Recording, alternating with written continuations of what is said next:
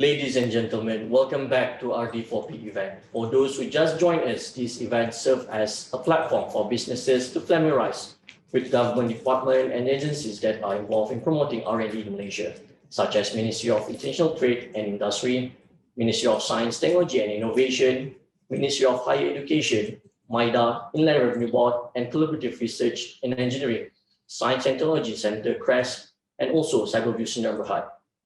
This RD4B program is a great avenue for new and existing businesses that would like to expand their businesses in the R&D segment to understand further on available government assistance in helping the businesses to make R&D investment. We will now continue the evening session with our next panelist from Inland Revenue Board, or better known as LHDN. Introducing to you Mr. Nick Ahmad Sharil bin Nick Muhammad Nabil. He is a graduate of UPM and holds an advanced diploma in professional taxation from the Malaysian Tax Academy.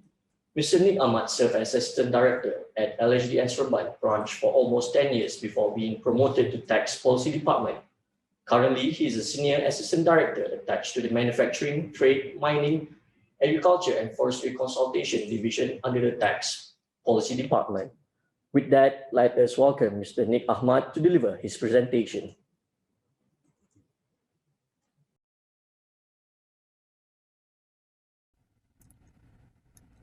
Assalamualaikum warahmatullahi wabarakatuh and good afternoon.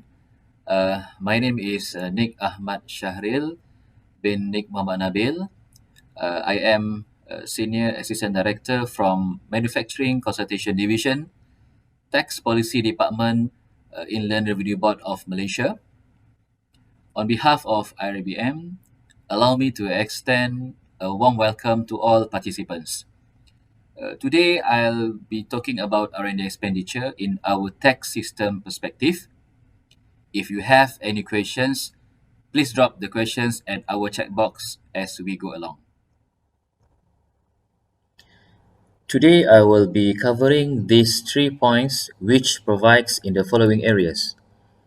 First, an overview of R&D. Second, R&D expenditure under ITA 1967 and PIA 1986, and third, R&D expenditure, double deduction and single deduction. Okay, let's look at the interpretation in Public Ruling number 6, 2020. Approved Research Institute and Approved Research Company means an institute including a company license under Section 45 of the Companies Act 2016, approved by the Minister to mainly carry on research in an industry specified in the approval and to commercially exploit the benefit of such research. R&D company and contract R&D company has the same meaning assigned to it under Section 2 of the PIA and fulfills the conditions specified by the relevant ministry. And the last one, in-house R&D, means R&D activity carried out in Malaysia by a person within his business for the purpose of using the results of the R&D activity for furthering his own business. There are several types of R&D companies: in-house R&D company, R&D company, and contract R&D company.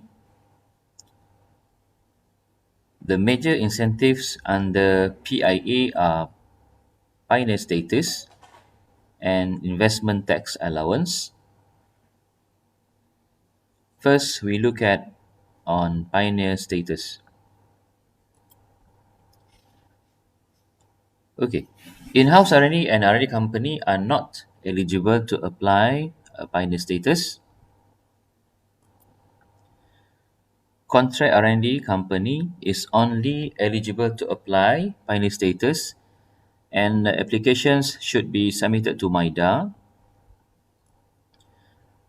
The next one is regarding qualifying capital expenditure, which under ITA, all of them are eligible to apply, and applications also should be submitted to MIDA. Now we move to another incentives or deduction under Income Tax Act 1967. Three sections involved: subsection 34 bracket 7, section 34 capital A, and section 34 capital B.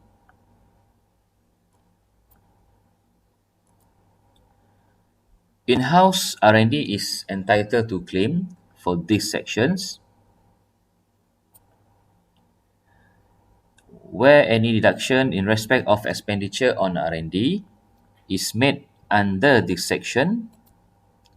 No deduction in respect of that expenditure shall be made under section 33. So how about R&D company and contract R&D company? They are not entitled to claim under those sections, but the qualifying R&D expenditure is allowable under section 33. Let's go on to R&D expenditure under ITA 1967. We have a few sections involved in ITA. The first section 33 generally allows revenue expenditure to be deducted, and capital expenditure is not deductible in arriving at the adjusted income. Second one, the section 34. Special provision under section 34 is applicable to adjusted income from a business.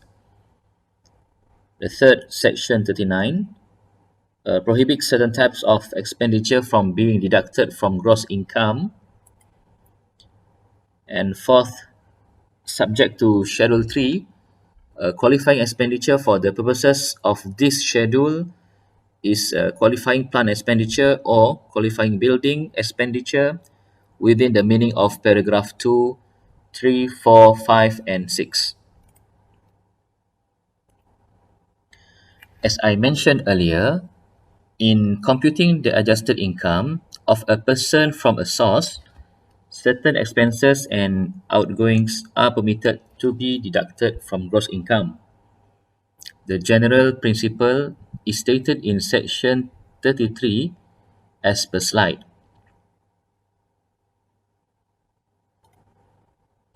To be allowable under section 33, expenses must fulfill all the following characteristics: outgoings and expenses wholly and exclusively incurred in the production of gross income and does not fall into the section 39 restrictions.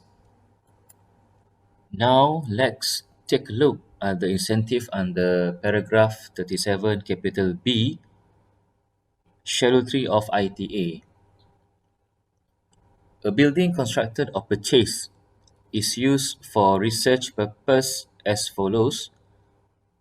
Number 1, approved research by the Minister of Finance as provided under subsections 34 capital A and 34 capital B of the ITA, or research undertaken by a research and development company or a contract research and development company as defined in section 2 of the PIA.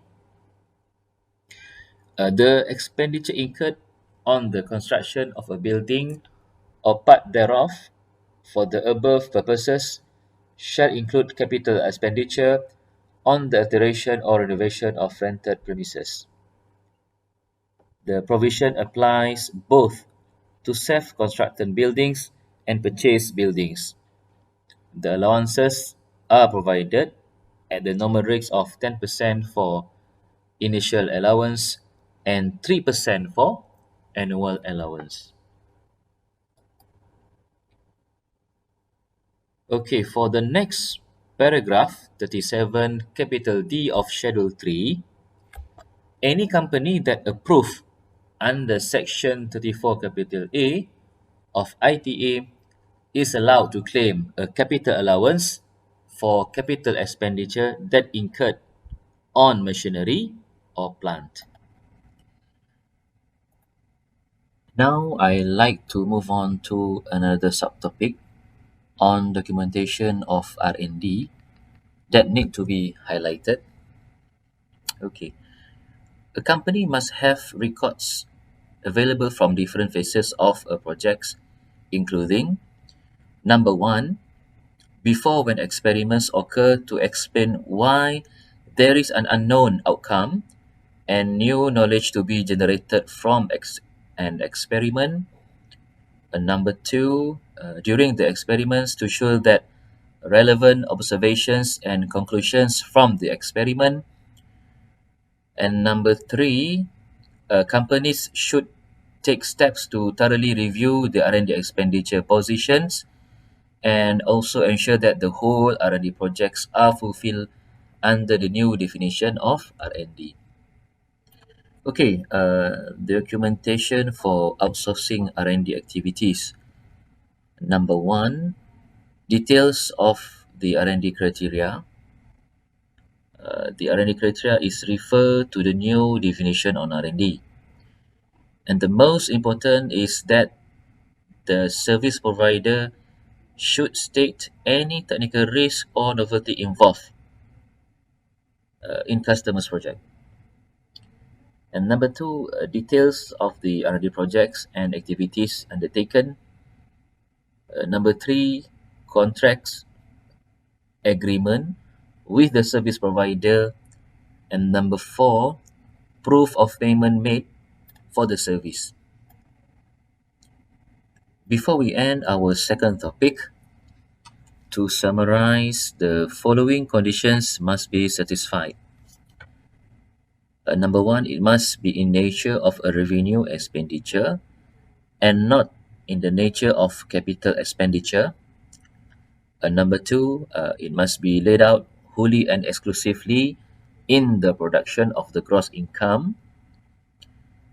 The number three, it must not be of the nature described in section 39, meaning that section 39 prohibits certain types of expenditure from being deducted from the gross income.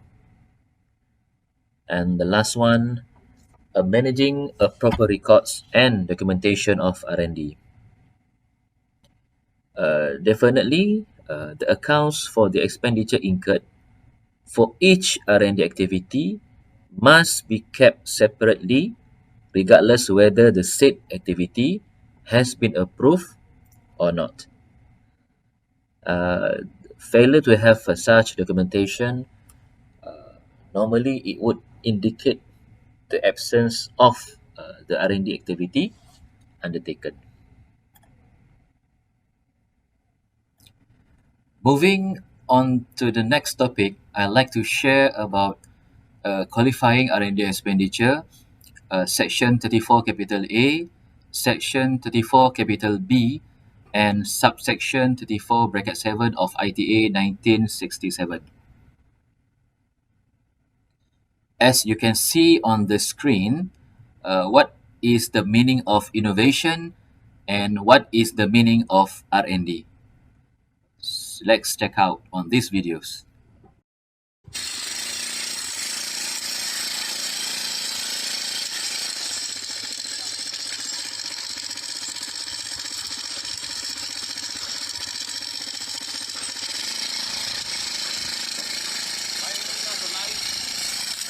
Before rice can be planted, the soil should be in the best condition for crop and the soil surface is level.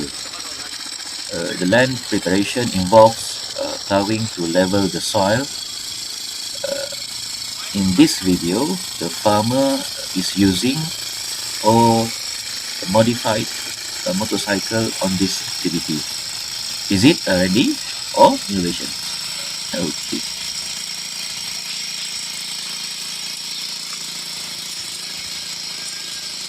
Kamu boleh nak.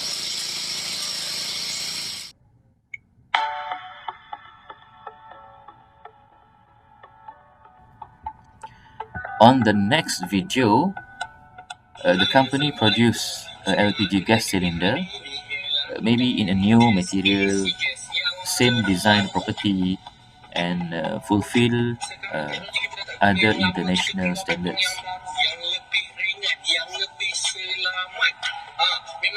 So with this condition, is it R&D or innovation?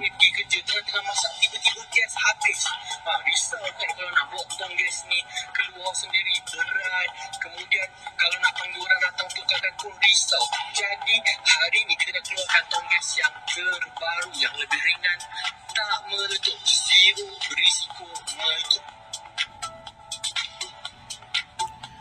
For both videos, I will leave it to participants' discretion, either R&D or innovation. Okay. Now I'd like to turn to our main guidance and the policy procedure that are to be applied. Okay, we have published on our website the following public rulings and technical guidelines dated 13 August 2020 to provide guidance and clarification on the definition of R&D, the determination of whether or not a particular activity constitutes a qualifying R&D activity, the types of expenditure in respect of a qualifying R&D activity that would be eligible for special deductions, and also technical guidelines, the application process for the special deductions. And we also advise that Public Ruling Number 5, 2020, Public Ruling Number 6, 2020, and the technical guidelines should be read together. So what exactly does qualifying R&D mean? In line with the definition of R&D in Section 2 of the ITA, the new public ruling stipulates that a qualifying R&D activity is required to fulfill the following criteria.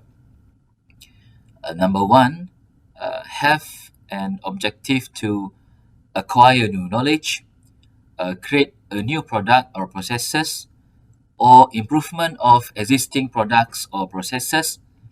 And number two, involve in something new or technical risk and a systematic, investigative, and experimental or SIE study in the field of science or technology. All research and development activities must be fulfill the new definition of R&D under Section 2 of ITA 1967, which was amended effective 28 December 2018.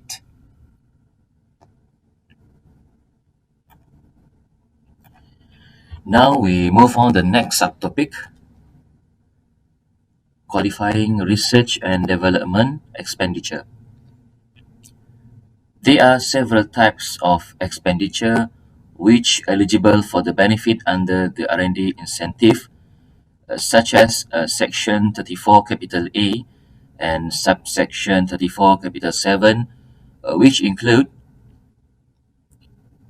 number one, raw material, number two, manpower, number three, technical services, number four, traveling cost, number five, transportation cost, number six, maintenance cost, number seven, rental, and number eight, other expenditure.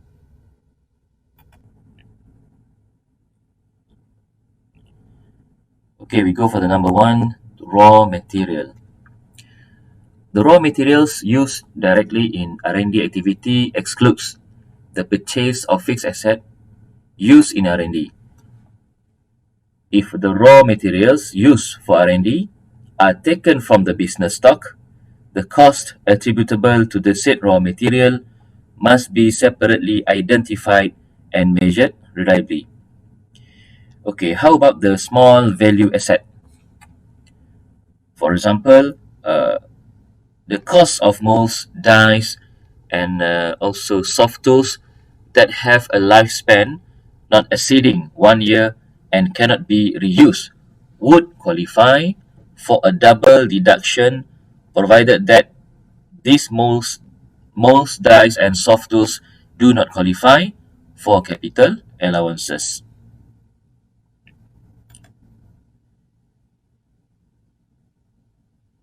And number two, the manpower. A basic salary for an employee directly involved in the R&D activity. So we refer to the research employee.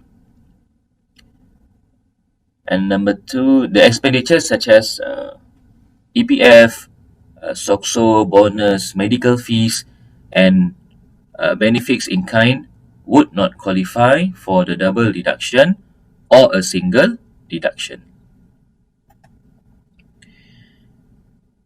If an employee is not involved in R&D activity on a full-time basis, for example, 50% on manufacturing side and 50% on R&D lab, the expenditure claim should be apportioned according to the actual time spent by that employee on that R&D activity.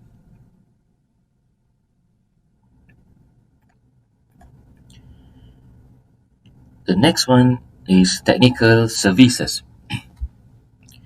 A technical services payment includes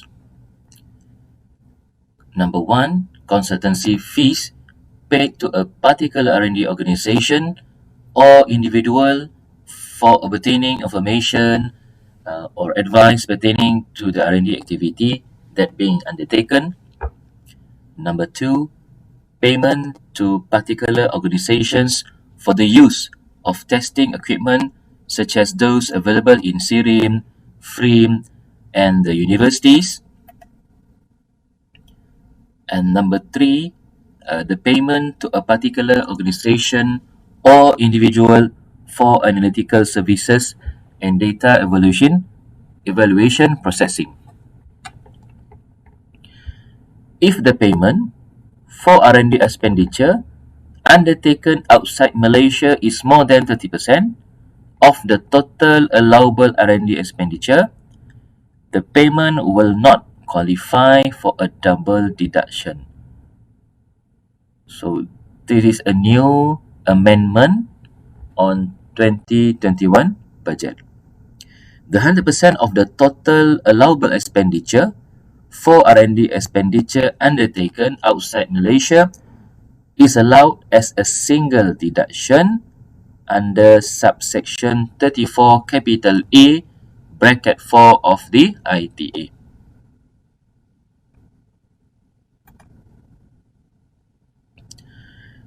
The next one is a travelling cost. So definitely the expenditure that conclude under travelling cost is visiting R&D stations and attending courses or seminars.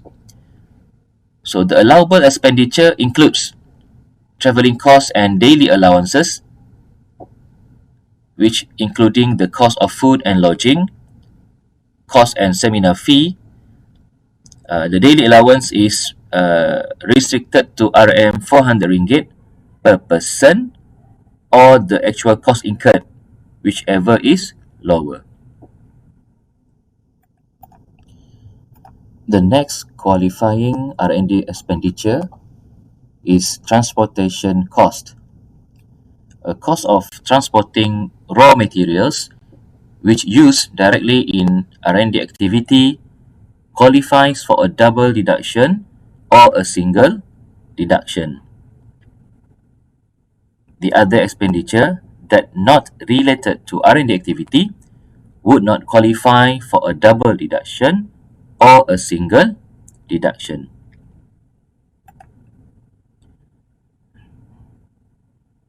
The next one is maintenance cost. The maintenance cost for motor vehicles, buildings, equipment, and machinery used directly in R&D activity qualifies for a double deduction or a single deduction. The next one is a rental.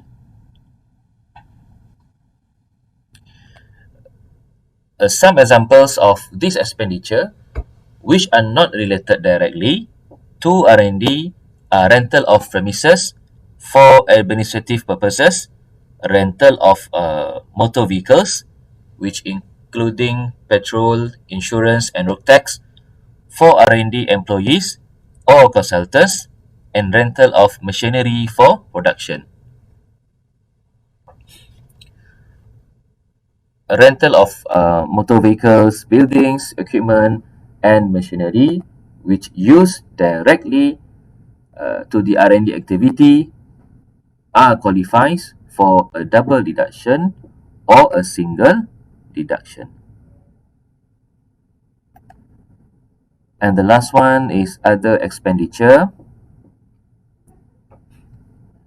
Claims for a double deduction or single deduction can also be made on other revenue expenditure incurred directly for R&D, such as water, electricity, telephone, fax, courier, stationery, photocopies of R&D reports or schematic design, ink, toner that used to print reports, lab coats, and slides or photograph.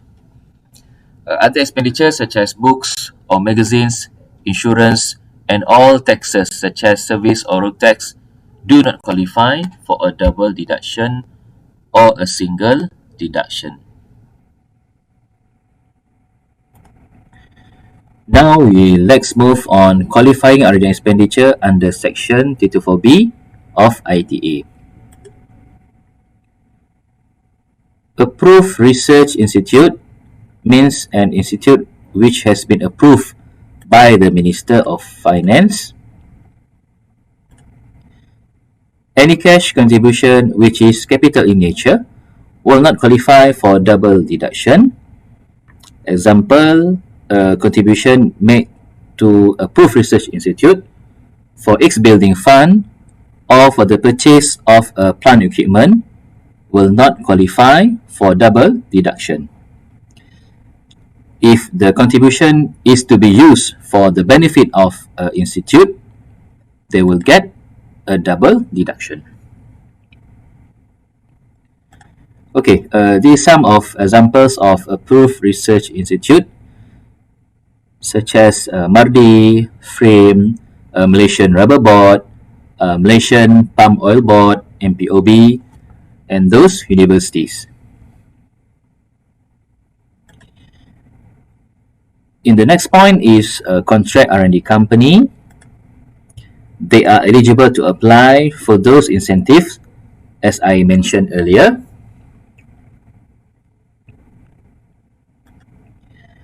As we know that the contract R&D provides R&D services to a company other than its related company. The non-related companies are entitled for double deduction. The last one is R&D company. They are eligible to apply for those incentives as I mentioned earlier.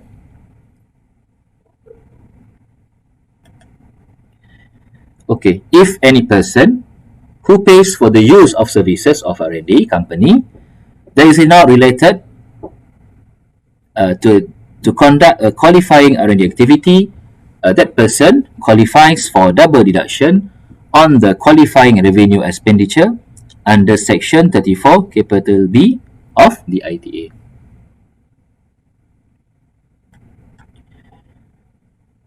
Okay, where R&D company has been given ITA and the period has not ended and provides R&D services to a related company, the related company would not qualify for a double deduction under section 34 capital B.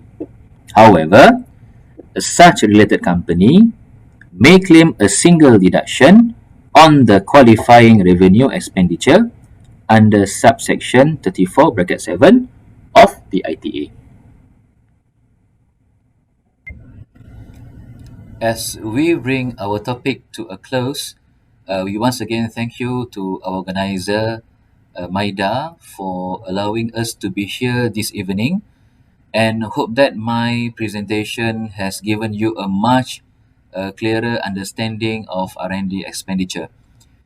If anyone who like more information or has inquiries, Please feel free to fill up the inquiry channel Google form after the end session or contact our head of division. And on that final note, that concludes my presentation, and that brings us to the end. I'd like to thank you for your time and attention today.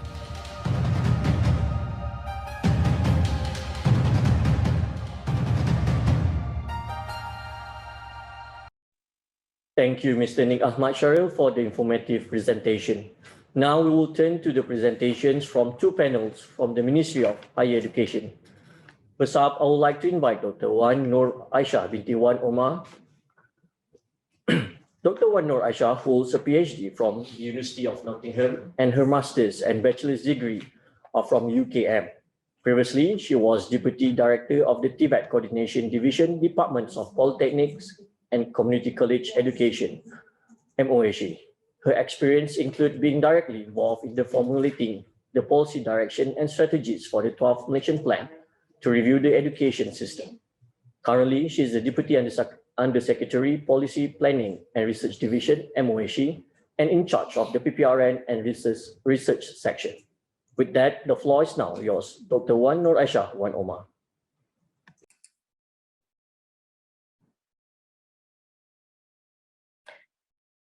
Hello, good afternoon. I'm Wan Nur Aisha. I'm from the Ministry of Higher Education. I would like to thank MIDA for inviting the Ministry of Higher Education to participate in the research and development for business program. Today, I would like to share with you the initiative provided by the Ministry of Higher Education, that is Public and Private Research Network 2.0. Let me share with you the slides.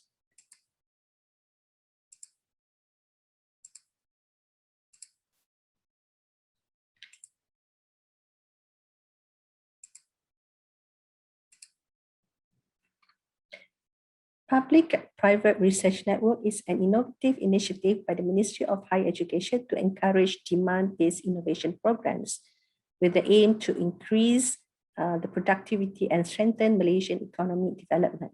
The government provides matching grants to support the development of demand-driven innovation projects. Some of the objectives of the PPRN are, the first one is to strengthen public-private network through higher education institutions and public research institutions by providing solutions to the industries. The second objective is to increase productivity through innovations and appropriate technology. The third objective is to encourage the participation of researchers to provide solutions based on industry demands. There are 5 focus areas that are manufacturing, agriculture, services, construction, mining, and quarrying. This is one of the success stories of PPRN. In this project, the industry or the company faced a problem. That is, 2 workers were needed to process 70 to 100 kilograms per day of fish, or equivalent to 3 tons per month at the fish factory. So therefore, the solution was that the researchers from UTEM and the company that is Hasil Laut Paksu teamed up to develop an automatic fish fillet machine that could process 30 fish per minute. As a result of the collaboration, the company's productivity has increased from 3 tons to 11 tons per month, and the process is also more hygienic and safe. The matching grants contributions. For this initiative, the companies and the government share the project cost. For the micro companies, they need to contribute about 10% of the cost, whereas the government will share the 90% of the cost, and the maximum grant amount can be up to 50,000 ringgit. For the small companies, they need to contribute 30% of the cost, whereas the government will contribute 70% of the cost, and the maximum grant amount will be up to 150,000 ringgit. For medium-sized company, they need to contribute 50% of the cost, and the government will contribute another 50% for up to RM 250,000 ringgit grant amount. For the large companies, they contribute more, that is 70% of the total cost, whereas the government will share 30% of the cost, and the grant amount can be up to 350,000 ringgit. The criteria of the companies. The companies must have SSM, that is registered with the Companies Commission of Malaysia, whereas for the businesses in Sabah and Sarawak, they need to be registered with the local authority. The companies must also have annual sales turnover of more than 100,000 ringgit and proof of company's latest 6-month bank statement for businesses or audited account for company for the last 3 years. The companies must also demonstrate performance and evaluated by agencies or platforms such as SME Corporation Malaysia, PUNB, MTDC, SIRI, MARA, MDEC, MITE, and the others. And they must be in the categories of competitive and viable companies. The companies must also have a business premise registered with the local authority or an incubator center registered with the agency. The majority ownership of the company must be 51% owned by Malaysian citizens, and they must be in operation for more than 1 year. The products and services to be improved or to be given added value under PPRN initiative must be on the market or offered for at least 1 year. The companies that have received PPRN funds must wait for at least 1 year before applying, before sending in a new application. Companies, startup companies cannot collaborate with researchers from the same higher education institution or private research institution. For the research, it is for the researchers. The initiative is open to all researchers under any higher education institutions and private research institutions. The head of the researchers must be permanent or full-time contract employee, and they the head of the lead researcher must have at least 24 months in service. The lead researcher must also be a Malaysian citizen. The researchers must have expertise, skills, and knowledge in the project that they apply for. And the lead of the researcher must not on a study leave or sabbatical or continuing studies or doing industrial training or its equivalent. The researchers must also only lead one project at a time or be a member of one project at a time. The researchers of the PPRN project cannot apply for a new project until the existing project is completed. The researchers must also not have any conflict of interest with the companies that they are collaborating with, and researchers who have been blacklisted cannot apply for PPR project until the suspension period ends. For further information, you can look up the guidelines and fill in the forms at the link provided. Thank you for listening.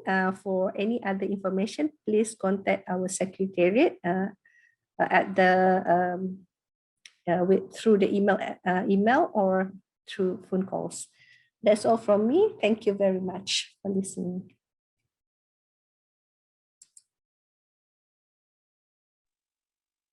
Thank you very much, Dr. Wan Nur Aisha, for the presentation. Now, the second presenter from the Ministry of Higher Education will be Ms. Yogita V. Muniandi. She holds a Master in Public Administration from University of Malaya and has been serving for 15 years in the government. Currently, she is the Principal Assistant Director at the Centre of Excellence section under the IPT Research Excellence Division, Department of Higher Education. So now let us welcome Ms. Yogita Vimunyandi to deliver her presentation.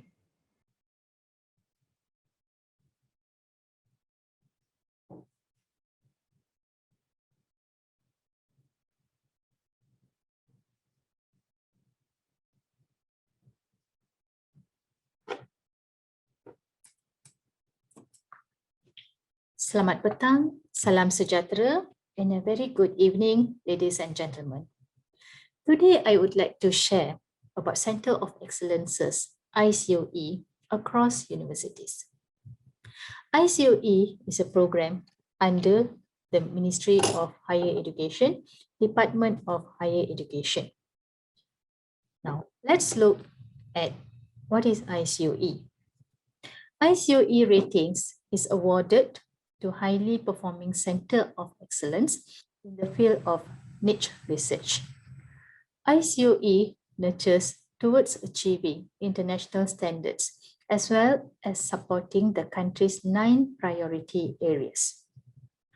Now, why we need ICOE? ICOE drive higher education institutions' research excellence in the field of niche research. It also encourages leaders in the field of niche research to be known, to be recognized national and also at international level. Let's look at the vision, mission, and also objective of ICOE. Basically, ICOE is divided into 2 categories, namely research and innovation and also services. So the vision, mission, and objective differs according to these categories. Now, for research and innovation, the vision is to achieve the level of an internationally referred and acclaimed research entity in related fields. The mission is to develop knowledge in related fields by conducting fundamental research and disseminating research findings through renowned platforms. Followed by objectives, provide basic knowledge for applied research and technology development, build a network of collaboration and sharing of resources and expertise with agencies from within and outside the country, and of course, finally, become a renowned reference center in the field of niche research. Now let's look at the vision for services. To offer research-based services that generate income or finance. Now this is different with the research and innovation. The main objective or the vision is to generate income from that center of excellence. The mission to achieve the level of relevant research-based service entities referred and acclaimed in related fields internationally. Now, the objective is to again generate income and knowledge transfer in the services related, to become national reference center in the field of niche research, develop talent for continuity of the entity and needs of the country, and finally leading a network of cooperation among higher education institutions and agencies in the field of niche. So that is why the ministry is allocating the funds for all the center of excellences, performing center of excellences, when they achieve ICOE to perform fundamental research and to achieve all those outcomes. Now, this is the national priority areas. This is based on the 11th Malaysia Plan. So there are 9, namely food security, energy security, plantation crops, cyber security, water security, biodiversity, healthcare and medicine, environment and climate change, transportation and mobility. Currently, there are 21 ICOEs nationwide. These ICOEs have their own niche so that they can focus on the study according to the national priority areas, and the niche is focused on the research area. This shows the mapping of the 21 ICOEs with 9 national priority areas. Ladies and gentlemen, I think you can go through this slide so that I don't have to go through one by one, but basically it's a distribution of all the public universities, and there is one private university. This slide shows the list of ICOE by batches. Okay, ICOE started in 2010, followed by all the ICOEs consequent years until year 2020. Last year, we had one from UMT, University of Malaysia Terengganu, which is Aquatrop, and the niche area is future food, sustainable shellfish aquaculture. This slide shows the list of ICOE with the IPTAs, the public universities, and the niche area that I've mentioned just now, and also the year that the rating has been awarded to ICOE. So we started way back in 2010, followed by the latest one in 2020 that I've mentioned before this slide. Now let's look at the success story of the ICOEs. When we talk about success story, there are so many impacts to various parties. For example, there are impact to the society, impact to the industry, academia, to the nation, and also national, international wise. Okay, now a good example impact to the society will be Power Energy Dedicated Advanced Center. This is from Now, what they have done is the rural electrification, ensuring long-term sustainability through community aligned renewables empowerment. So these pictures here shows that they are working on an installation of micro PV inverter using a prototype. Okay, on the other hand, we have impact to the industry. Now, a very good example will be Photonics Research Center from as well. They were working on the optical cable testing services for Wuhan Fiber Home International Telecom Malaysia. This is a collaboration with both parties, where Wuhan Fiber Home International is one of the leading optical cable suppliers for Telecom Malaysia. In 2019, Wuhan Fiber Home has procured the services of this center for testing and specifications and quality of optical cable supplied to Telecom Malaysia. Now let's look the impact on overseas collaboration and networks. USM had achieved a significant grant in this field. CDR, or Center for Drug Research from USM, managed to obtain international grants amounting around 5.8 million to conduct research on the best medical methods for drug addicts and people living with HIV and also AIDS. Now, another achievement will be Institute of Noise and Vibration, IKG, from UTM. They were focusing on the Klang Valley MRT Sungai Buloh line, detailed noise and vibration analysis and mitigation design. The project is implemented together with MMC Gamoda, involves detailed analysis and design of impact mitigation for Sungai Buloh Kajang line involving underground works.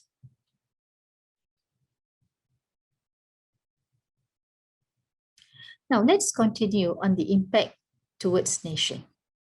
Tropical Infectious Diseases Research and Education Center from managed to get certification for kit Severe Dengue ELISA kit in December 2019.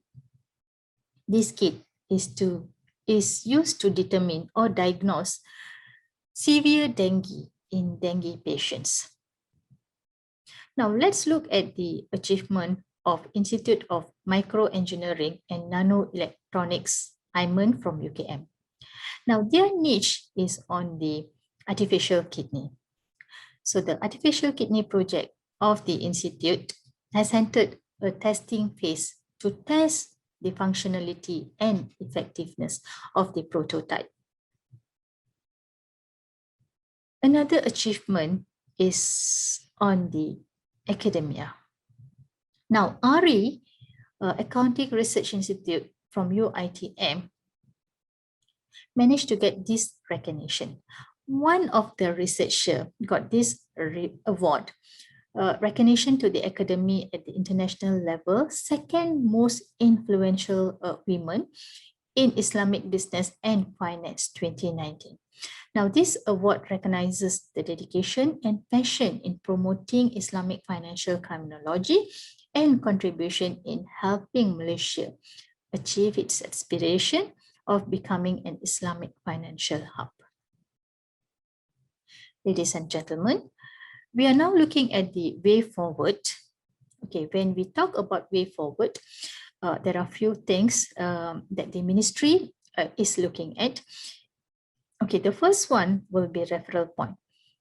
ICOE to become a major reference in the field of niche at national and international levels. The second one is shared resources. In this shared resources, we are hoping that the ICOEs can share the resources at national and international level. Of course, again, as mentioned before, the niche will be focused on the national priorities areas and also the national prosperity vision under the 12th Malaysian Plan. Quality is another priority, and collaboration with research entity is also a priority so that the researchers reduce dependence on government funds. On that note, at the ministry level, we are working at improving the niche and also introducing new niche of ICO. Based on KEGA or Key Economic Growth Activities, there are few new sectors which will be incorporated into the new niche of ICOE. Of course, SDG will also be given priority in this in this process of reviewing ICOE. And finally, 10 by 10, my SDI framework from MOSTI, which focuses on Malaysia's socio-economic drivers. So there are basically 10 science and technology driver, which is also incorporated in the new ICOE niche area. So basically, I end my presentation with that note. And if there is any question, I have given here my contact details. Feel free to contact me for further information. Thank you.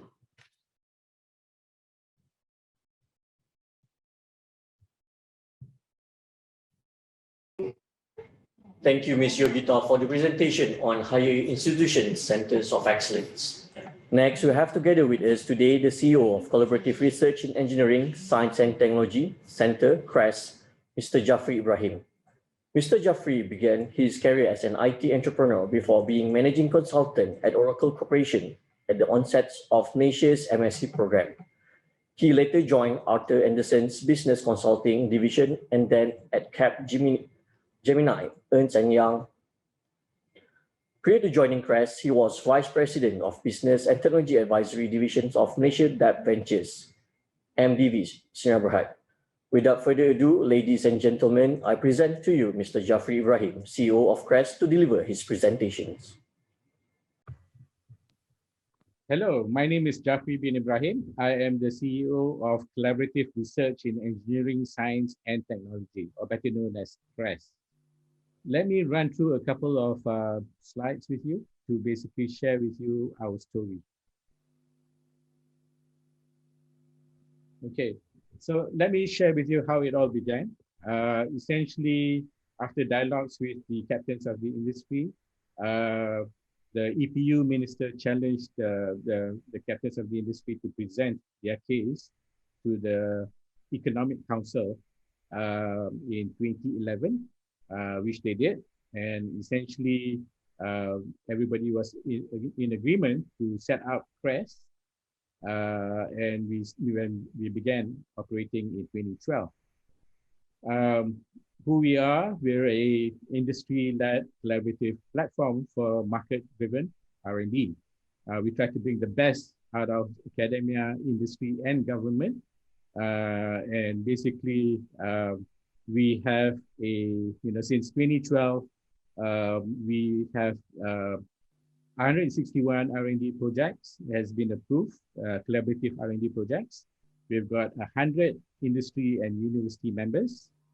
We've got 14 chat facilities available to the members of CRESS. We also host startups at our incubator called CRESS Place. We also have a database of subject matter experts. We've got more than 2,000 of them to be shared to those who wants to collaborate. We also have trained 10,000 university and industry talents in our programs. Just to share with you, the board of CRESS, helmed by the CEO of MIDA, Dr. Azman. We also have representatives from the companies such as Osram, Intel, Clarion, Silterra, Kazana, Motorola, Renesas.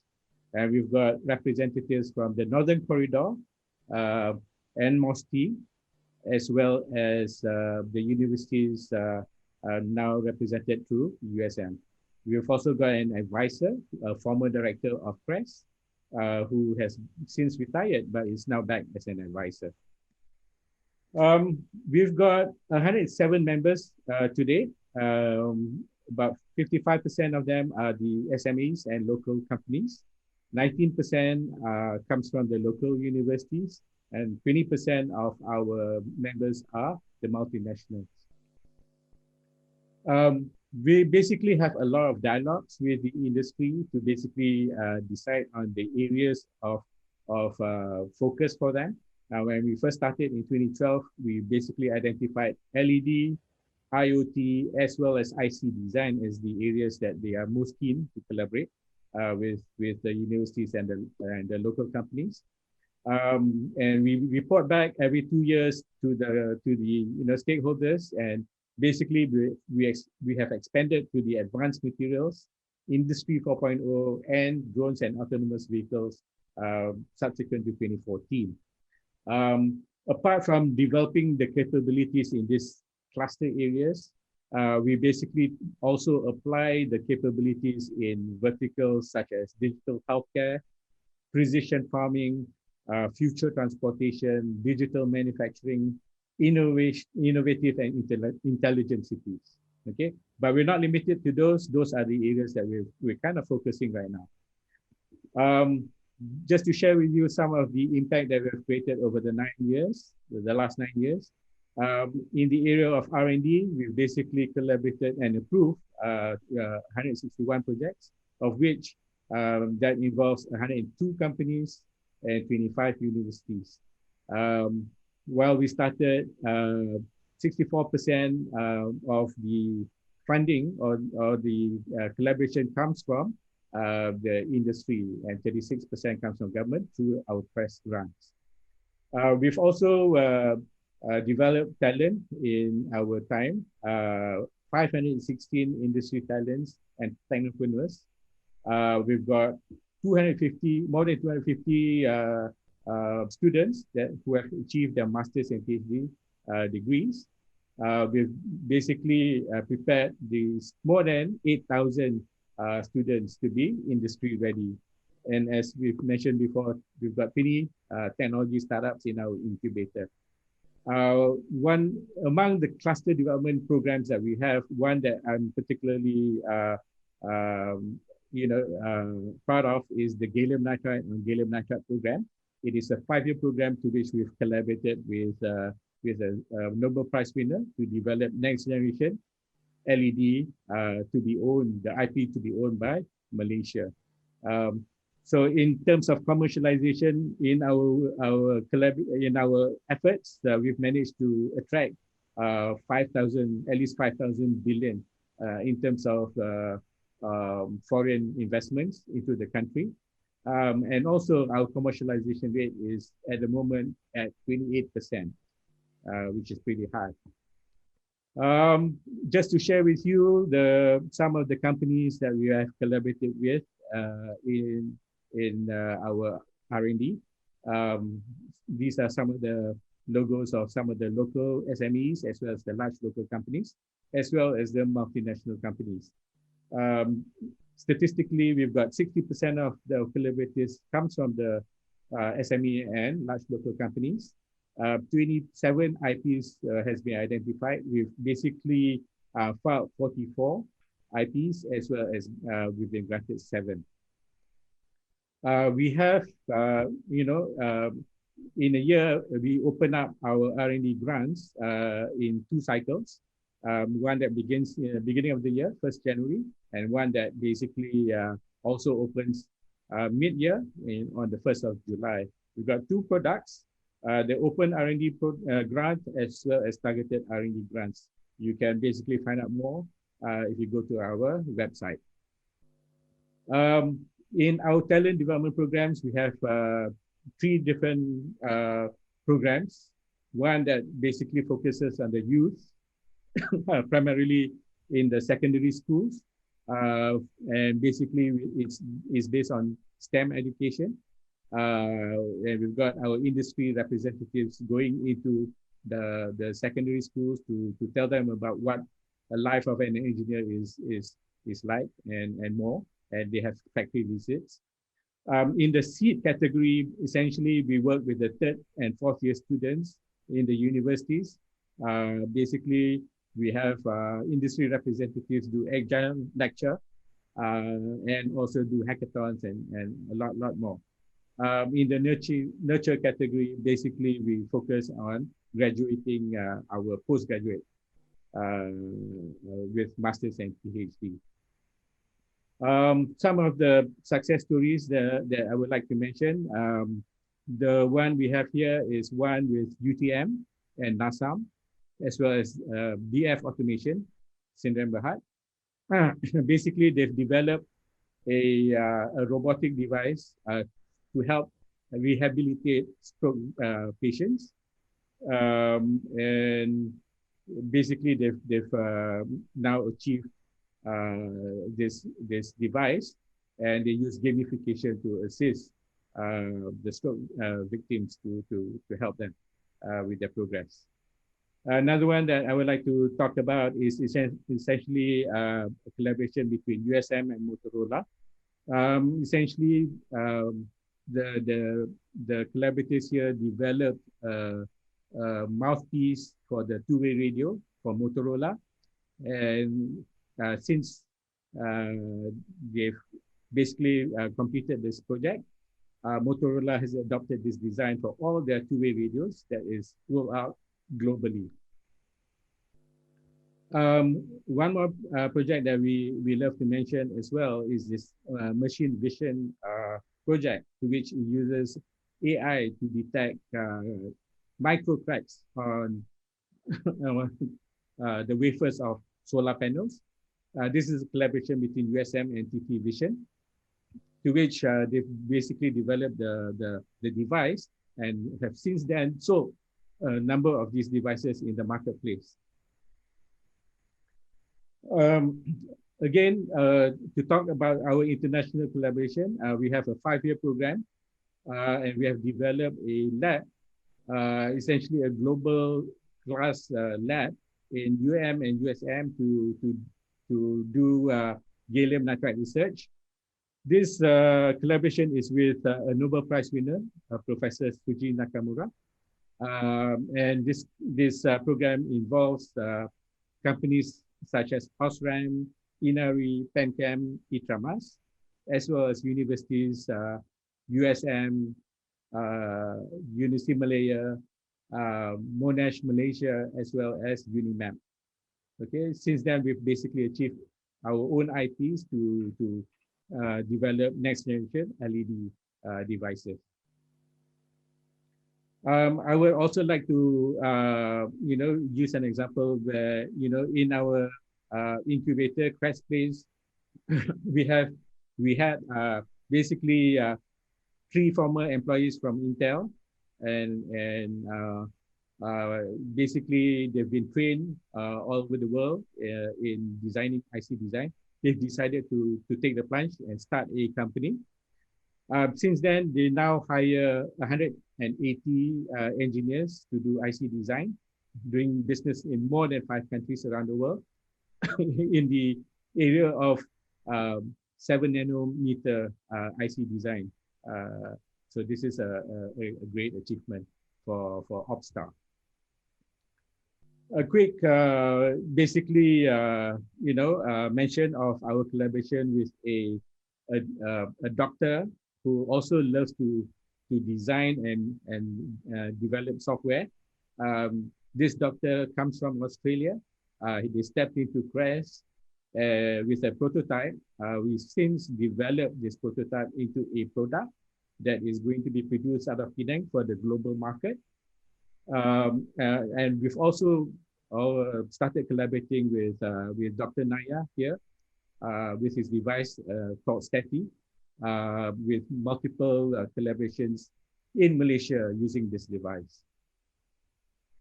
I just wanted to share with you some of our plans going forward. After the first 9 years, we basically have programs that we are keen to develop with the government and our ecosystem. We want to basically go deeper into the R&D that we've started. We've also got more programs for talent. We've got a program to introduce new products into the marketplace, as well as to go deeper into the gallium nitride research with communications, deep UV, and micro LEDs. We also want to go further with our digital healthcare program, as well as the innovative and intelligent city. And also we've got a program around precision agriculture.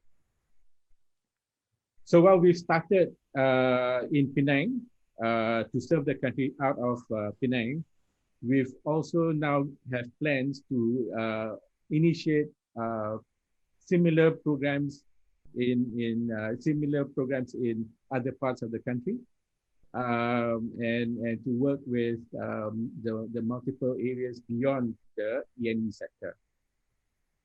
So I hope that was useful for you. It's just a quick snapshot. Do send us your questions at info@crest.my, or also check us out at using our website, crest.my. Thanks. Thank you, Mr. Jeffrey, for the presentation.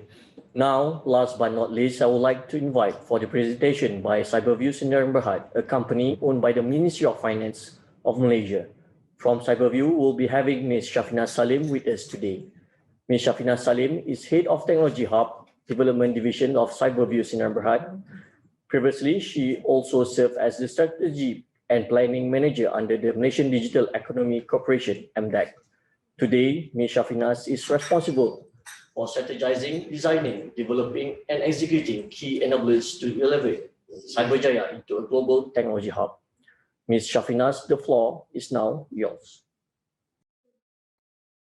Assalamualaikum and a very good afternoon. First of all, on behalf of Cyberview Sdn Bhd, I would like to thank MIDA for inviting us to be part of this R&D for Business program. Today, I will share some latest insights from Cyberjaya, a thriving living lab.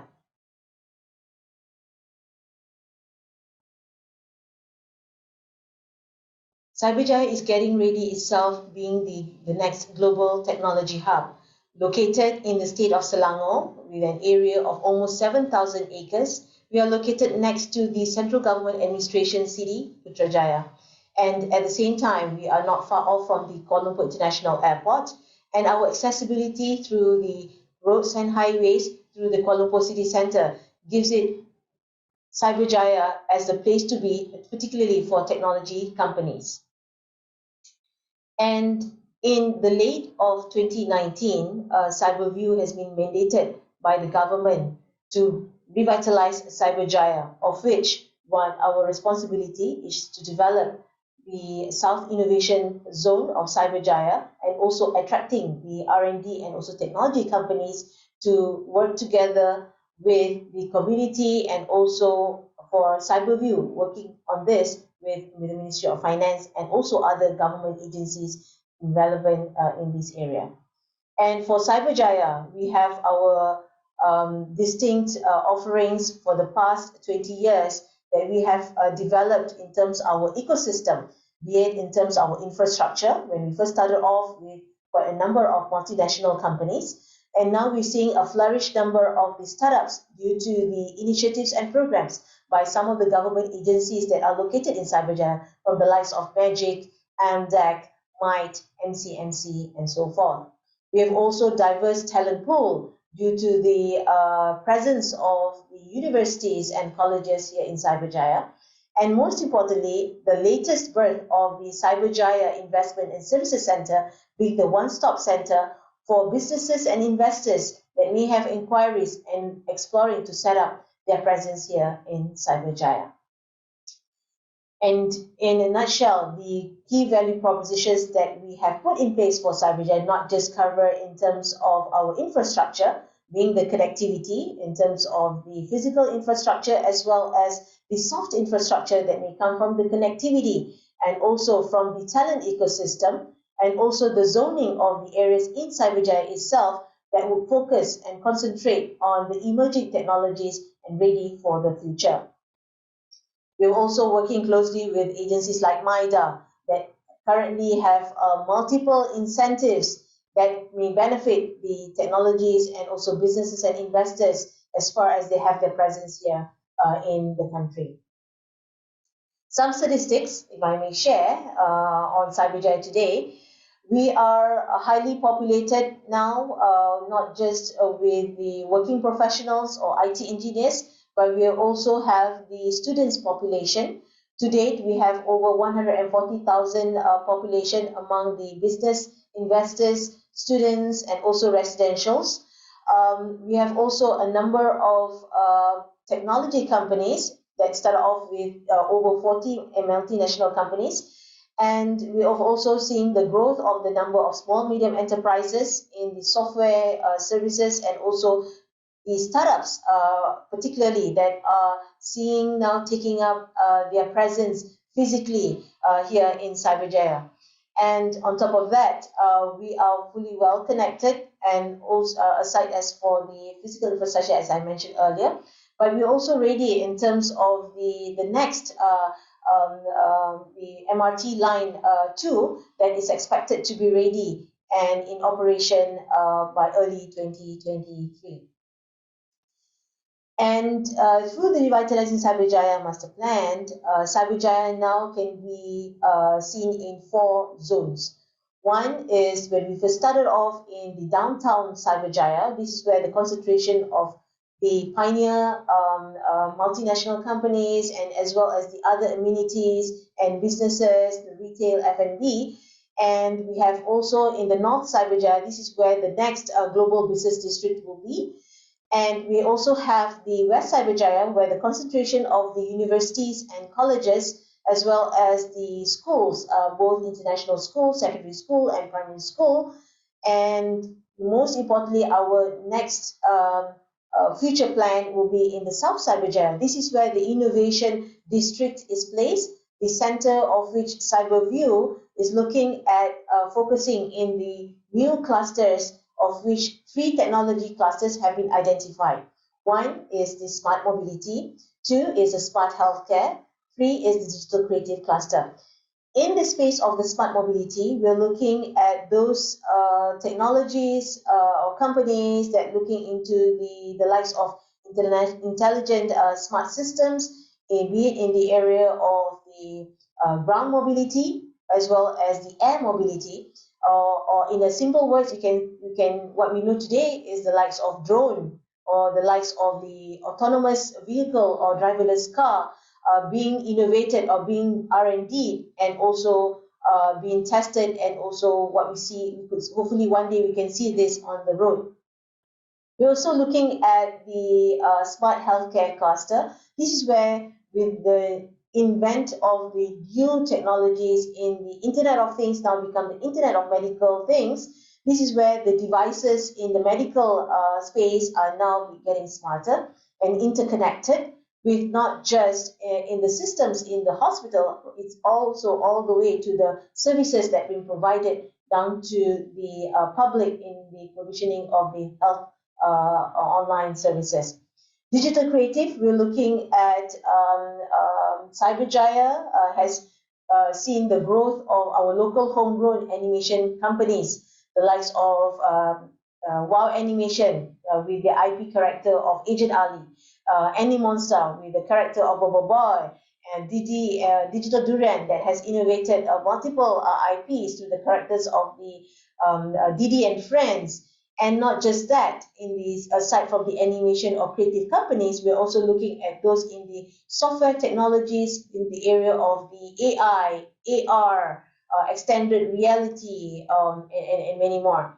And underlying this, for Cyberjaya, when we came up with the Global Technology Hub blueprint, we have also the 10 technology focus areas. From these 3 tech clusters, there are 10 tech focus areas that are very much relevant, where be it in the big data analytics, the cloud computing, the Internet of Things, the information security is very important now, green technology, robotics, artificial intelligence, and system integration. And one of the strategic pillars for Cyberjaya getting into the Global Technology Hub, we're also seeing the smart city focus areas. How these technologies is translated into smart city enabled technology and services. We have divided into 4 quadrants in the area of infrastructure, economy, environment, society. I'll go through in the subsequent slides of some of the examples when we look at the types of technologies in the area of the smart city. And the revitalizing Cyberjaya will not happen without the signature programs and initiatives that we offer. Number 1 is through our CyberView Living Lab programs. This we are covered in the area of the ecosystem enabling part, of which we cover the talent. We also cover the accelerator. This is more for the startups.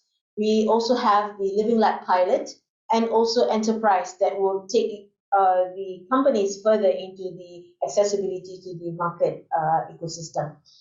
And our last year, we've given birth to our one-stop center called the Cyberjaya Investment and Services Center. This is where the support services may be needed from R&D companies in terms of setting up R&D projects or R&D facilities. And this is where CyberView can play the role in facilitating and link you up with the relevant authorities that may be required in terms of licensing or funding assistance, as well as other facilities customized to your R&D needs. And to date, through our Living Lab programs, some successes and achievements that we have seen.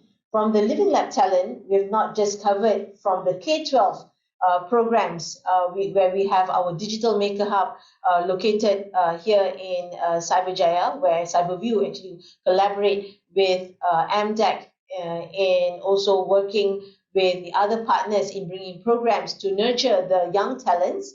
We also work with the universities, where we have our some of the universities that are currently located, the likes of Multimedia University, University of Cyberjaya, Lim Kok Wing University, as well as other universities within the vicinity, to make sure that the talent is ready and meet the industry requirements.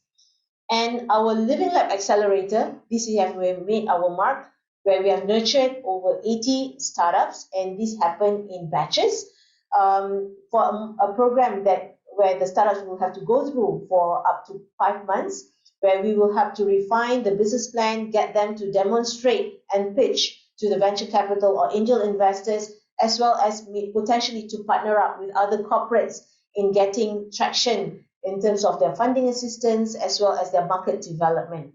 We have made some of our startups through this program, whether in the local market penetration, they've also embraced their investments locally and internationally. They're also able to export some of their products regionally. Our smart city pilot also has made some achievements of this is where Cyberjaya being the true living lab, where you're not just developing solutions in your office or in your facility, rather you're testing out your innovation out in the actual environment, making use Cyberjaya, the city, and of course, depending on the kind of specific target you're looking at for your innovation and services that would penetrate the specific market. Here, the likes of, you can see some of the known logos like Touch and Go, Boost, Tappay, in the space of the payment technologies, the likes of Jom Parking. You may have used the apps in your parking solutions when you park your car, not just in Cyberjaya, also all the way down in KL or even in Kota Baru. So these are some of the startups and SME tech companies that have piloted through the facilitation that Cyberview has provided through these tech companies.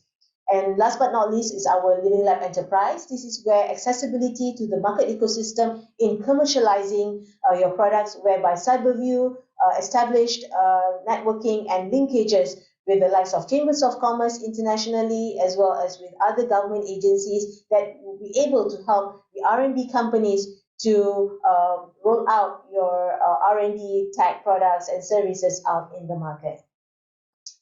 This is to show some of the actual companies and also the innovation and R&D products that we're able to facilitate in Cyberjaya.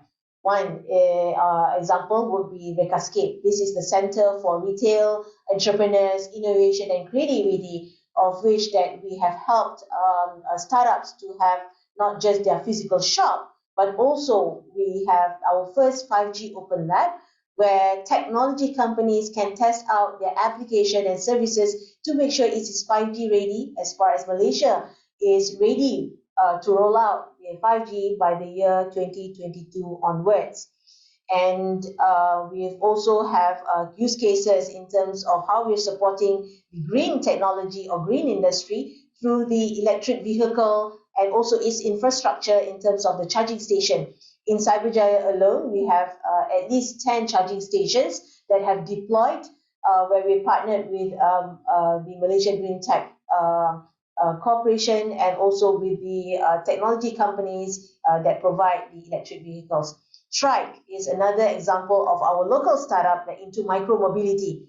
Well, what it means is that the electric scooter that you may have seen in Cyberjaya, or in later on you might be seeing this in Putrajaya, as well as in Kuala Lumpur. This is also to enable people to move from one point to another without taking your car, but maybe through a cheaper means of the likes of e-scooter. And I think behind this technology, it's not just about the technology and the services being provided to the tech companies or even to the city authority. A lot of data has been collected from Track, for example. They have able to collect 16,000 ridership in the month of 6 months during the pilot stage. How it will be useful to them and also for the city authorities is in terms of the future planning, how we can further roll out such micro-mobility services. Cashless Society Cyberjaya is another initiative. When Cyberview started this initiative 2 years ago with Boost, and now we're seeing Touch and Go Digital and other e-wallet payments. And timely enough, with the pandemic or the COVID-19 situation, the acceleration of not just for the businesses or the merchants to be onboarded on the payment technologies, as well as the consumer making use of these e-wallets to do transaction. And our latest offering for R&D and tech companies will be our soft landing space or soft landing zone, where we brand it as a co-space. What it means is that for companies that are still exploratory stage in the city of Cyberjaya, and also maybe you're new to this country, you want to explore what's the market opportunities, you may want to have an initial placement. We have our soft landing zone, whereby we offer up to 2 seats in a co-working space environment where you have access to our shared facilities, meeting rooms, internet, and also other office facilities. Not just that, we value add our services through our Cyberjaya Investment and Services Center to facilitate further in terms of you may require other business facilitation like setting up company, you may need some company secretarial services, open up a banking account where we can link you up with the right institutions and agencies. Other than that, the ecosystem facilitation, what I mentioned earlier, through the Even Living Lab programs, by having being part of the soft landing zone, we're able to access through the ecosystem for your market accessibility for your business to take on further.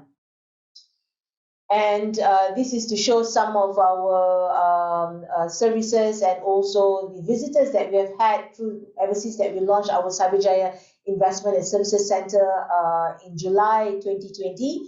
Despite of the pandemic, we're able to see that to link up not just with our local partners, also with international partners, to be ready for investors coming from technology companies and R&D in setting up their presence here in Cyberjaya.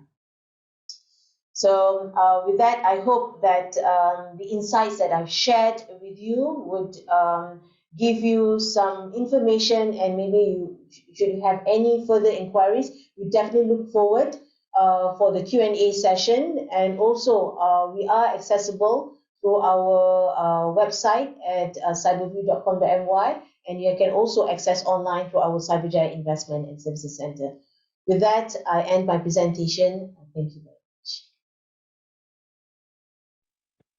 Thank you, Ms. Shafinaz, for the presentation on Cyberjaya ecosystems. Distinguished guests, ladies and gentlemen, after this event, we'll be providing a communication channel via Google Forms within 3 days for you to forward any further inquiries to each ministries and agencies in today's RD4B program. We also welcome any feedback, suggestions, and especially brief sharing about your existing or planned R&D projects, if you are open to do so. This will help us as government agencies to understand better your business R&D needs. We will also do our best to collect any remaining questions which haven't been answered in the Q&A box and provide our feedback after the event. We are now almost coming towards the end of our event. So let us hear the closing remarks from Ms. Chu Wai Meng, Executive Director of Strategic Planning, Manufacturing of MIDA.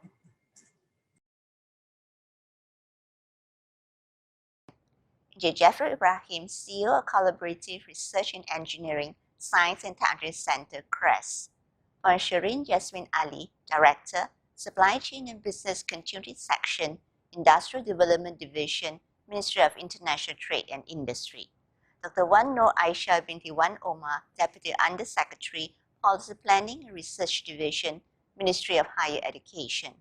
Puan Yogita Muyandi, Principal Assistant Director, Center of Excellence Section, IPT Research Excellence Division, Department of Higher Education, Ministry of Higher Education.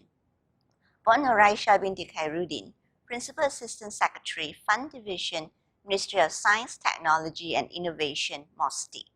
Engineer Nik Ahmad Syaril bin Nik Muhammad Nabil, Senior Assistant Director, Manufacturing, Trade, Mining, Agriculture and Forestry Consultation Division, Tax Policy Department, Inland Revenue Board. Puan Shafina Salim, Director, Technology Hub Development Division, Cyberview Sendirian Berhad. Good evening, and thank you everyone for joining us at the Research and Development for Business, or in short RD4B today. Respected top managers and aspiring business executives, through this R&D for Business program, I believe that all of you have managed to get an overview of the R&D ecosystem in Malaysia, incentives available and opportunities within it. Looking at the big picture in Malaysia, there's a need to position industries as the demand driver for R&D activities in Malaysia, so that our national R&D priorities are set in the right direction. Thus, with this RD4B program, MIDA hopes to promote involvement of industries in R&D activities and establishment of more R&D entities that can offer R&D services. This RD4B program is also to provide the impactors towards more structured links between R&D ecosystem players, especially between industries and available R&D facilities and capacities, which are actually already available in Malaysia for better collaborations and synergy. In today's event alone, we have managed to gather 7 different organizations which have their own different roles in the Malaysian R&D ecosystem so that you can have an idea of where to look and what is available. But actually, there are many more organizations in the R&D ecosystem that can assist businesses in developing new products, materials, devices, produce, or processes. Therefore, we hope that you will continue to stay engaged with MIDA and do reach out to us if there's any facilitation needed. Ladies and gentlemen, the rates of commercialization of publicly funded R&D projects have been unpredictable and volatile through the past few decades. Throughout the 1990s, about 5.1% of publicly funded R&D projects were commercialized. However, in the period from 2001-2005, the rate of commercialization fell to 3.4% before increasing again to 8% in the period from 2006 to 2010. Thus, the rate of commercialization for publicly funded R&D remains low and limited. On the other hand, we believe there's much potential for industries in benefiting from this area of R&D and commercialization, R&D and C. Thus, one of the biggest opportunities that's lying around to be tapped by Malaysian businesses is the R&D output of academia or public research institutions and the private sector. Strengthening the linkages between these institutions and industries could deliver potential financial benefits for R&D and drive demand-driven research. I understand that the matchmaking process will certainly be a great challenge, especially on seeing to it that the R&D findings have commercial sense in line with our industry needs, instead of just KPIs on publications in journals for the academia and PRIs. Respected top managers and aspiring business executives, other businesses around the world are already engaging in R&D and commercialization to make sure their products and services can command a higher value in the global market.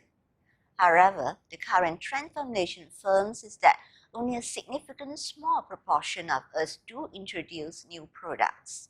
According to the recently published World Bank Group report titled Aiming High, Navigating the Next Stage of Malaysia's Development, only about 3.5% of firms in Malaysia introduced new products over the last 3 years. This is significantly lower than the rate for regional comparators, 20%, and aspirational comparators, 33%. Novelty of new products on both our manufacturing and services sectors cumulatively are also fairly less than 1%. Consequently, our products are mostly unable to compete globally due to market saturation. This shows how much risk there is for businesses that keep on staying as imitators only in the long run. The fact that Malaysian industries are not innovating using R&D and C, like the top economies, makes all of us in this beloved country particularly vulnerable to technological systematic shifts that affect the global market.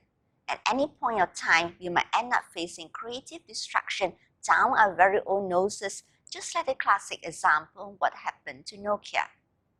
Besides R&D for the production or improvement for new novel products, produce or devices, R&D can also encompass new materials or processes. All of these types of R&D can drive the nurturing of the so-called knowledge-based economy, which is driven by intellectual assets that provide economic returns. This is very important for you and all of us here because Malaysia currently has almost exhausted the growth potential that it has due to accumulation of capital. Malaysian businesses cannot compete on low-cost factors anymore and must turn to knowledge or innovation-based business growth. Towards this end, R&D activities which generate new knowledge and know-how is very crucial. It will be very hard to achieve innovation-based business growth if you are dependent upon foreign technologies and expertise.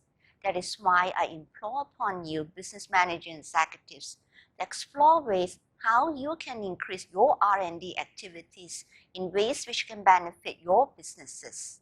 In fact, it might even very well open up a new market or product segment for your company You can also become technology companies in your respective fields.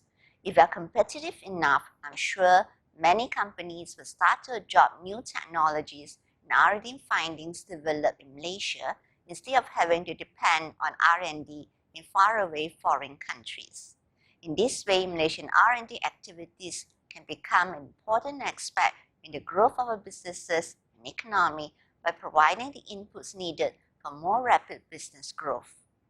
On the other side of the coin, the R&D activity services itself can also already be considered as an output within the economy. In support of all this, the basic underlying tone in the National Policy on Science, Technology and Innovation, or NPSTI 2021 to 2030, promotes the importance of connecting the science, technology and innovation facilities and capacities that's actually available in Malaysia to our whole economy at large. All of us in Malaysia needs to work towards making our nation an innovative nation that develops technology and not merely imports and uses other people's technologies. Ladies and gentlemen, based on the World Bank Enterprise Survey data, the proportion of firms in Malaysia that engage in some form of research and development at 10.5%, which is higher than its regional peers, but is much lower compared to its transitional and aspirational peers at 22.8 and 30.8% respectively. We need to tackle this urgently since Malaysia is fast entering the high-income countries league, whereby the business gameplay is very much different. This is compounded by the fact that the whole world is also fast changing following this pandemic, which some people refer to as the Great Reset. In fact, I'm sure you all are also pretty much aware that the rate of change is accelerating. Business R&D will become one of the key business functions that needs to be alive and running for businesses to survive and compete in this competitive world. However, I do understand that to do this rapidly would definitely seem like enormous undertaking which can be daunting. To do this, businesses can take advantage of the available platforms such as CRESS and Cyberview to gain access to the wide range of facilities and networking that they have. I'm also confident that it can also provide the necessary advice and guidance if needed to go forward. In summary, this RD4B program presents an outline on some of the specific incentives and facilities that businesses can leverage on to engage in R&D activities in Malaysia. From MIDA, we have numerous types of tax incentives covering R&D services, in-house R&D, commercialization of R&D findings. Besides that, MIDA also have R&D grants for business to develop and incorporate IR 4.0 technologies into your processes. Besides that, ministries such as the Ministry of International Trade and Industry also share their product development grants. Ministry of Science, Technology and Innovation with the grants and network of research agencies, and Ministry of Higher Education with the grants and the network of research centers in universities. On top of that, our Inland Revenue Board has given an understanding of the tax reliefs for R&D expenditures. CRESS have also shared the facilitations that they have to bridge academia and industries. And finally, Cyberview Sdn Bhd, as custodian of Cyberjaya, explained on the facilities and testing sites available there. Before I end my closing address, I would like to record our great appreciation to all these ministries and agencies who have been very kind to participate in the program today. Hopefully, we can foster these collaborations further. In fact, we hope to be able to collaborate with even many more entities related to our Malaysian R&D ecosystem that we are yet to be able to engage. To all the participants today, I would like to congratulate you for investing your time to explore how we can boost R&D activities among businesses in Malaysia. The government and the private sector definitely need to work hand in hand to grow our economy for the benefit of everyone in our Malaysian society. Transforming our economic model to the next stage is certainly an arduous journey. There will be many lessons and challenges for all of us to learn, and so hopefully we'll be able to work together and grow together through all of it. We also look forward to hearing your feedbacks on today's program and so any expression of interest to undertake R&D projects so that we can facilitate and follow through to see if we can realize those ideas. With that, we thank you very much and looking forward to meeting you again in the future.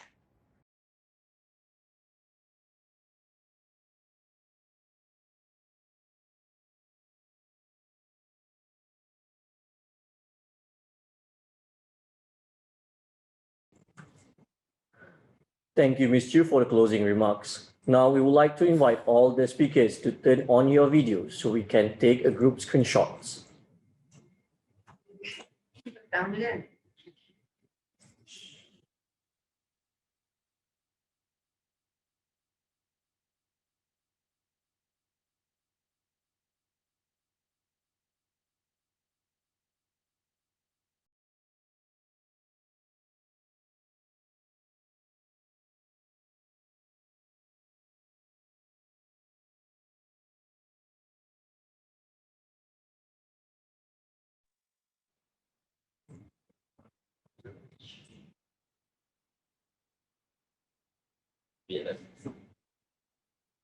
Okay.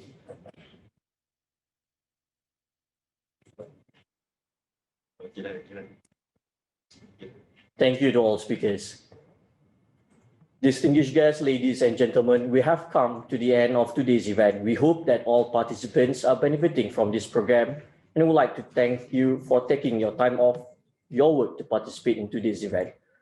For your information, all the keynotes and remarks from today's event will be uploaded to our YouTube channel tagged at MIDA soon and will be accessible for all of you. We'd like to also record our utmost appreciation to all our panelists today for your time and contribution in making this program a success and share your knowledge and expertise with us today. We hope that participants in today's RD4B program will be able to identify areas of opportunities within the Malaysian business R&D ecosystem. Thank you and have a nice day ahead. Looking forward to meeting you again sometime soon. Until then, take care and stay safe.